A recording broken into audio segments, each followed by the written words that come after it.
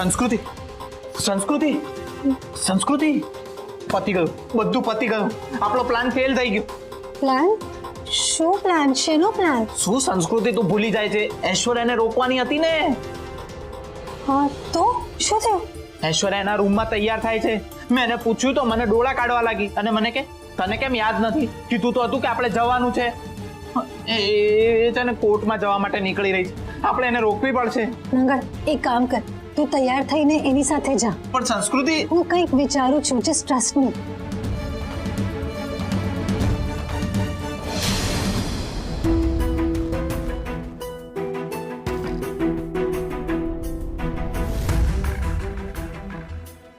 માધવ, માધવ, હા, તું અહીંયા જ સૂઈ ગયો? ખબર નહીં મને ક્યારે ઊંઘ આવી ગઈ. કેટલા વાગ્યા છે? 9:30. શું 9:30? બહુ મોડું થઈ ગયું. કઈ વાંધો નહીં, દવાનું ગેન હશે. અને ચાલ હવે ફ્રેશ થઈ જા, સાંજે મેરેજ રજિસ્ટર પણ આવવાના છે ને. સંસ્કૃતિ, હું શું કહું છું, આપણે હજુ થોડો ટાઈમ ખેંચીએ તો? શેમાં? આપણા મેરેજ. સંસ્કૃતિ પ્લીઝ, મારી માટે જરૂરી છે, સમજો તમે.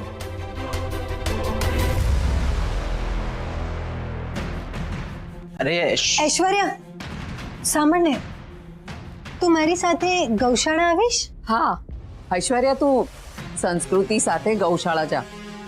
કેટલા વખતથી તું પણ નથી ગઈ ને. તને ખબર છે ત્યાં ગૌરીએ વાછરડાને જન્મ આપ્યો છે. હું જ્યારે પણ ત્યાં જાઉં ને એટલે ભાંભરે મને કે ઐશ્વર્યા કેમ નથી દેખાતી. હું જાત ફૈબા, પણ મારે મારી ફ્રેન્ડના ઘરે નોટ્સ લેવા જવું પડશે અત્યારે. ઈસુ છે ને ફાઇનલ એક્ઝામ્સ આવી ગઈ છે. હા તો મંગળ, એક કામ કર, તું સંસ્કૃતિને લઈ જા. ના ના, મંગળ મારી સાથે આવે છે. ઇટ્સ ઓકે ઐશ્વર્યા, તું જા. ચલ ચલ મંગળ. મગર, અપડેટ આપતા રહેજો કે ભૂલાય નહીં. હા હા.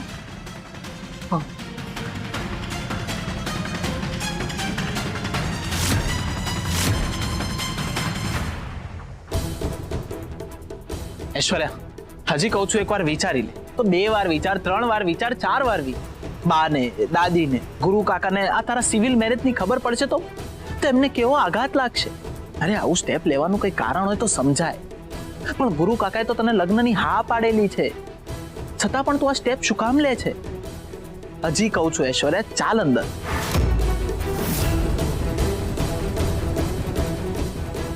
ઐશ્વર્યા પ્લીઝ એકવાર વિચાર.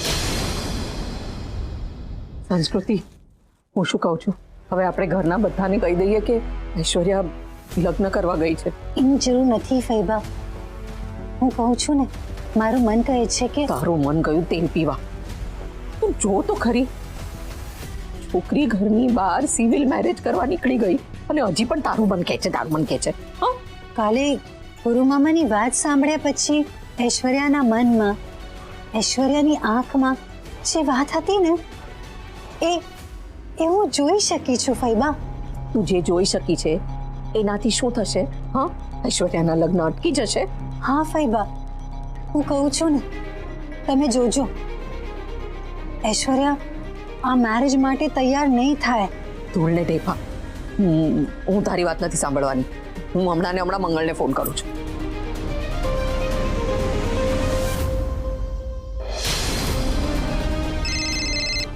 હા દાદી. શું કરે છે ઓલી? કઈ બોલી? હા, સાવ મોંઘી મંતર ચાલે છે. અરે તો મોઢામાં આંગળા નાખીને બોલાવડાવ ને. બહુ ટ્રાય કરી પણ એ કશું નથી બોલી રહી. દાદી તમે ફોન મૂકો, હું પછી ફોન કરું છું. એક મિનિટ, ફોન બંધ નહીં કરતો, અમારે એની વાત સાંભળવી છે. તું ફોન ચાલુ રાખ. ઠીક છે, પણ તમે કશું બોલતા નહીં. તમારો અવાજ આવ્યો ને તો એમને ખબર પડી જશે. હા,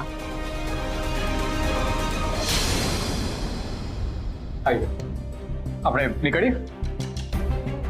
મીરા, મારે તારી સાથે વાત કરવી છે. બોલ ને. નીરવ, નીરવ, અહીંયા કોર્ટમાં જવા માટે નહીં, તને ના પાડવા આવી છું.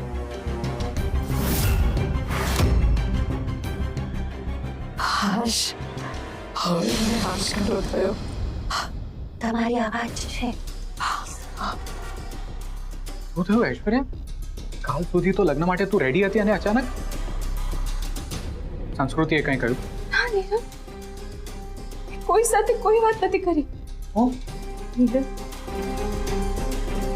હું મારી ફેમિલીને, પપ્પાને કયા વિના એમને આમ અંધારામાં મૂકીને તારી સાથે આ મેરેજ ન કરી શકું.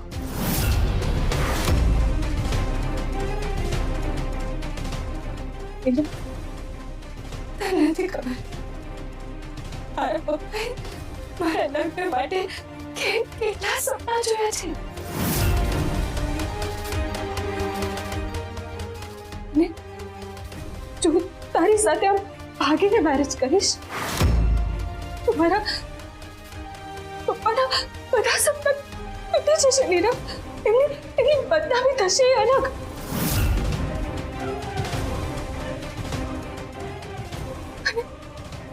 કોઈને મોઢું દેખાવાના લાયક થઈ રહે. નીરવ, હું નથી ઈચ્છતી કે જે યમુનાભાઈ ગયા પછી મારા દાદાની હાલત હતી એવી જ હાલત મારા ગયા પછી મારા પપ્પાની થઈ જાય. નીરવ, ના. ઐશ્વર્યા શાંત, તું શાંત થા. હું તારો ડર સમજુ છું, પણ હવે એવું કાંઈ નહીં થાય ઐશ્વર્યા. અને આપણે લગ્ન પછી બધાને બધું કહી જ દેવાના છે ને. એક મિનિટ, પછી શું કહું? જો તું મને લઈને આટલો જ શ્યોર હોય ને નીરવ, તો ચાલ ને, હમણાં ચાલ મારી સાથે ને કહી દે પપ્પાને, અને પછી હું તારી સાથે કોર્ટ મેરેજ કરી લઈશ. હા, એક મિનિટ ઐશ્વર્યા, તું મારી વાત કેમ નથી સમજી રહી? નીરવ, તું મારી વાત નથી સમજી રહી. આટલા દિવસથી હું તને પૂછું છું, શું કામ તને ઉતાવળ છે? કઈ વાતની આટલી ઉતાવળ છે? તું મને કહેતો કેમ નથી? તને કઈ વાતની આટલી ઉતાવળ છે નીરવ? મને ડર છે. શેનો? એ બધું હું તને પછી કહીશ, તું અત્યારે એ બધી વાતમાં નહીં પડ. અંદર લોયર આપણી રાહ જોતા હશે. ચાલ. નહીં નીરવ. તો ઐશ્વર્યા, હું તને ફોર્સ નથી કરતો, પણ પ્લીઝ એકવાર વિચારી લે. મેં વિચારી લીધું છે નીરવ. મારો જવાબ આજ છે ને આજ રહેશે. પપ્પાને કીધા વગર નહીં. તું જાણવા માંગે છે ને મને કઈ વાતનો ડર છે? ફાઇન, કહું તને. સંસ્કૃતિ. મને સંસ્કૃતિનો ડર છે. એ તારી નજરમાં મને ખરાબ ચિત્ર છે Aishwarya. Aishwarya, why don't you understand? એ આપણું રિલેશન તોડવાનો પ્રયત્ન કરી રહી છે. ઐશ્વર્યા, હું તને ગુમાવવા નથી માંગતો. નીરવ, આટલા વખતથી તું મને આટલું જ ઓળખી શક્યો? નીરવ, તું મારા પર વિશ્વાસ શું કામ નથી કરતો? Trust me Nirav.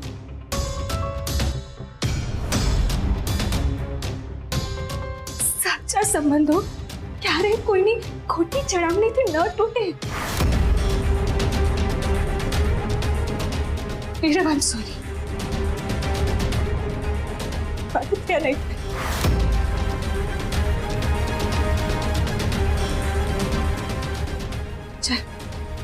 ચલ મકર.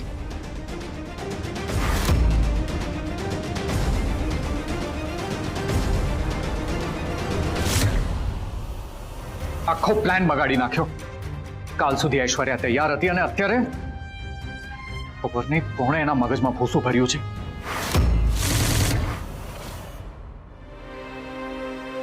તમારો ખૂબ ખૂબ આભાર દ્વારકાધીશ.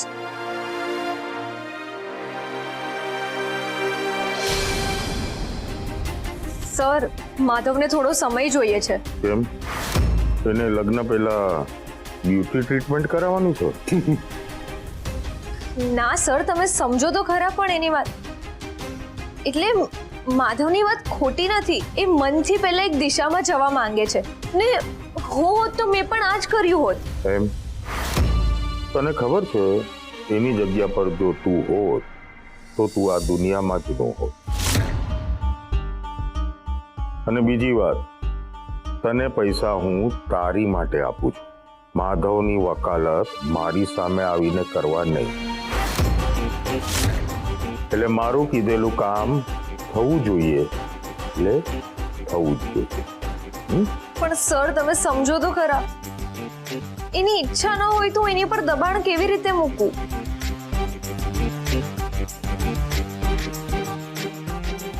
દબાણ કેવી રીતે મૂકવું એ તારો લુકાઉ છે. તું તારા સ્ત્રીત્વનો ઉપયોગ કર, તારા ચામનો ઉપયોગ કર, કે પછી તારી સુંદરતાનો ઉપયોગ કર. મારું તો બસ એટલું જ કેવું છે, માધવના મોઢે લગ્ન માટે હા હોવું જોઈએ, ને હા પડાવવા માટે તું હસ, રડ, કે પછી માધવને હસાવ કે રડાવ, પણ એના મોઢે લગ્ન માટે હા પડાવ. પણ તે છતાં એને ના પાડી તો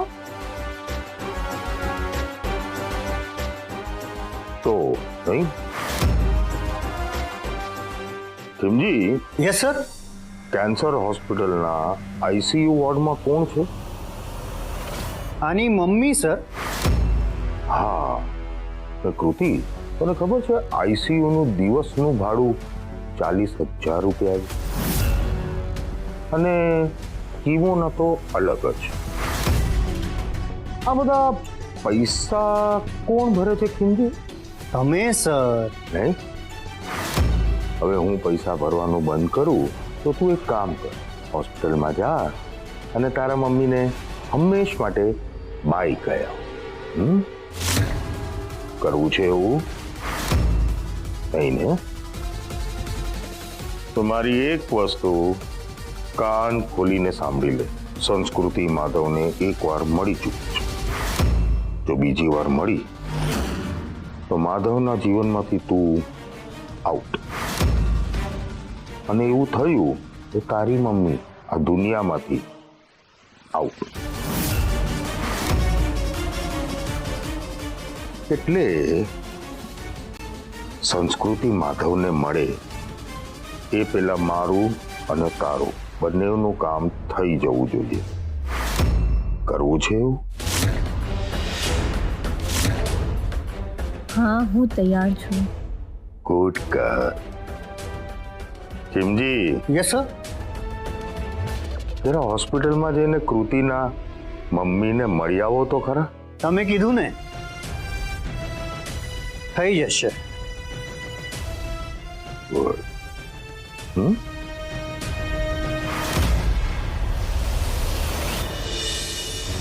મારો તો જીવ જ અદ્ધર આવી ગયો હતો. તને ખબર છે સંસ્કૃત, ભવિષ્યનું વિચારીને તો મને ડર લાગવા લાગ્યો હતો. ગુરુ કાકાને ખબર પડી હોત કે મેં વિટનેસમાં સાઇન કરી દે તો મારું તો આવી જ બનત. સારું થયું કે ઐશ્વર્યાને ચંદ્રકાંત દાદા અને યમુના ભાઈ વાળી વાત યાદ આવી ગઈ, એટલે બચી ગયા. સંસ્કૃતિ,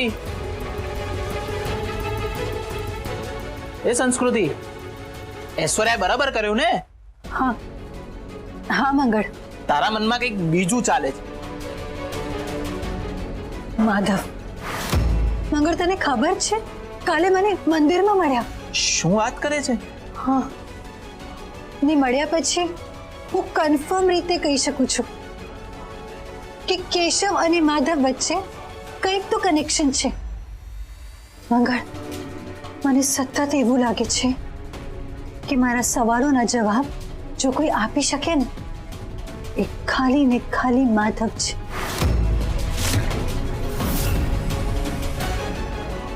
મારે માધવને મળવું છે. કંઈ પણ થઈ જાય, મારે માધવને મળવું છે.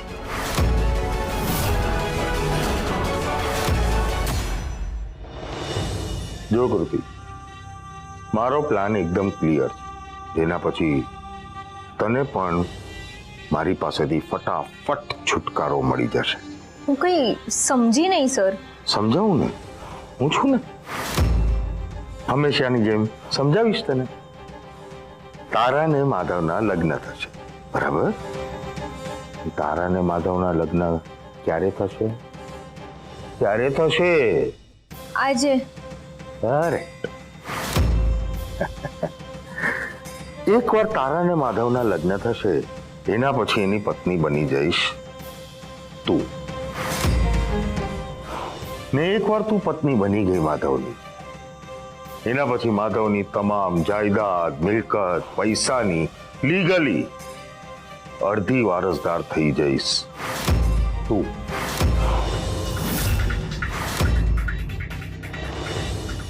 ને લગ્ન પછી જનરલી બધા કપલ ક્યાં જાય? ક્યાં જાય?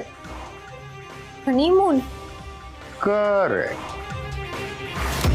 બસ, તો તમારે પણ હનીમૂન પર જવાનું ને હું છું ને, હું મોકલીશ તમને હનીમૂન ઉપર.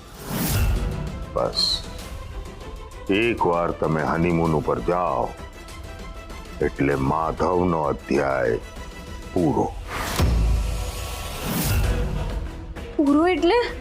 કહું ને તને, પૂરો એટલે કેશવ અને માધવની વાર્તાનો ધી એન્ડ.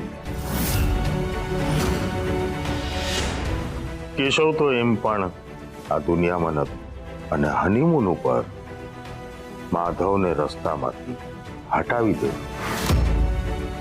અને મારી માટે માધવને રસ્તામાંથી હટાવીશ તું.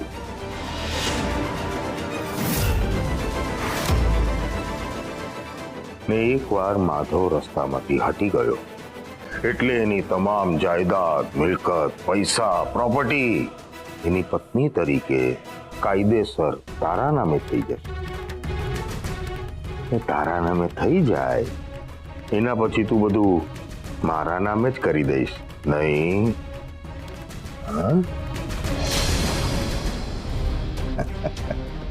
બસ, તો પછી હવે જીવનમાં શું છે? Happy ending. આને કહેવાય ધી એન્ડ. તો ચાલો કામે લાગી જાઓ, કારણ કે ખીમજી છે ને હમણાં મેરેજ રજિસ્ટ્રારને લઈને આવતો જ હશે, અને આ કામમાં મોડું થાય એ મને નહીં ગમે. Is that clear?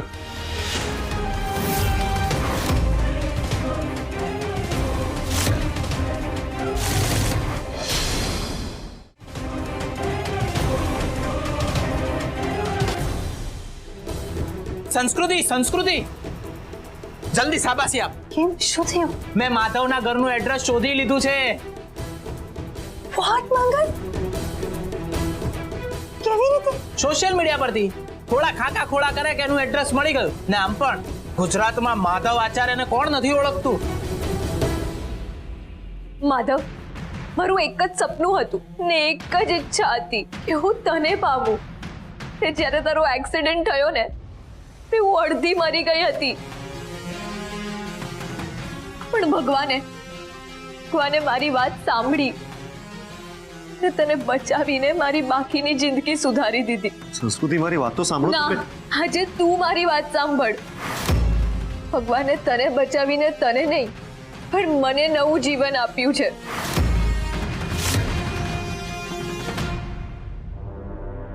મારે બસ તને એટલું જ કહેવું છે કે મારું આ નવું જીવન મને ફક્ત ને ફક્ત તારી માટે વાપરવું છે. પ્લીઝ મને એક ચાન્સ આપ. સંસ્કૃતિ, ના નથી પાડતો. હું કરીશ મેરેજ. હું ખાલી એ કહું છું કે જો આપણે થોડાક દિવસ પછી કરીએ મેરેજ તો એમાં શું ફરક પડવાનો? એ જો તને કહું તો તું આજે મેરેજ કરીશ તો શું ફરક પડવાનો હતો? માધવ, જો તારે મને છોડી દેવી હોય તો કોઈ વાંધો નહીં. હું ખુશી ખુશી તારા લાઈફમાંથી નીકળી જઈશ. એવી રીતે રાધાની જેમ તારા લાઈફમાં આવી હતી ને, એ જ રાધાની જેમ મારા માધવની યાદમાં બાકીની જિંદગી કાઢી નાખીશ. ના ના, એ વાત નથી. હો તો શું વાત છે માધવ? તું શું કામ ના પાડે છે તું આ મેરેજ માટે?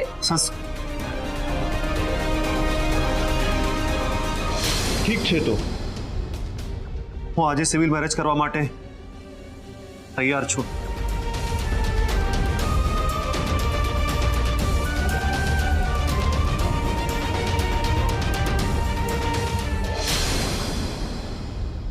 હિમજી. હા સર, બધી તૈયારી થઈ ગઈ છે? એકદમ હોલ એન્ડ સોલ. ને આને સમજાવી દીધું છે બધું? યસ યસ, હી રેડી. આજે મારું મગજ એમ પ્રેશર કુકરની જેમ ગરમ છે. તો તું અને તારું ખોટું અંગ્રેજી મારી અડફટમાં નહીં આવતો. માફી. બસ કિમજી, એકવાર માધવ અને સંસ્કૃતિના લગ્ન થઈ જાય પછી તો બસ અમુક કલાકોની જ વાત છે. પછી એ લોકોને હનીમૂન ઉપર મોકલી દેવા.